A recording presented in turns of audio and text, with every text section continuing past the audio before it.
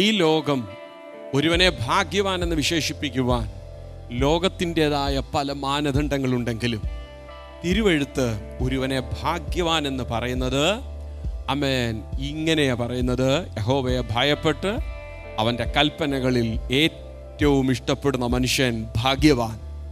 നമുക്കറിയാം, ലോകം ഒരുവനെ ഭാഗ്യവാനെന്ന് അവൻ്റെ പല യോഗ്യതകൾ കണ്ടുകൊണ്ട് വിളിക്കുമെങ്കിലും ചില സാഹചര്യങ്ങൾ കടന്നു വരുമ്പോൾ ഏതധരങ്ങൾ കൊണ്ട് ഭാഗ്യവാനെന്ന് വിളിച്ചോ അതേ നാവുകൾ കൊണ്ടത് മാറ്റി പറയാൻ സാധ്യതയുണ്ട്.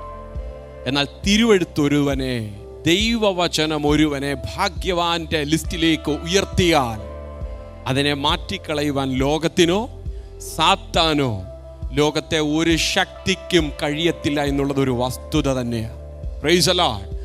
ആമേൻ. ആ ഭാഗ്യവാന്റെ ലിസ്റ്റിൽ നിൽക്കണമെങ്കിൽ അതിനൊരു കുറുക്കു വഴിയില്ല, ഒറ്റ മാനദണ്ഡമേ ഉള്ളൂ: യഹോവയെ ഭയപ്പെട്ട് അവൻ്റെ കൽപ്പനകളിൽ ഏറ്റവും ഇഷ്ടപ്പെടുന്ന മനുഷ്യൻ ഭാഗ്യവാൻ.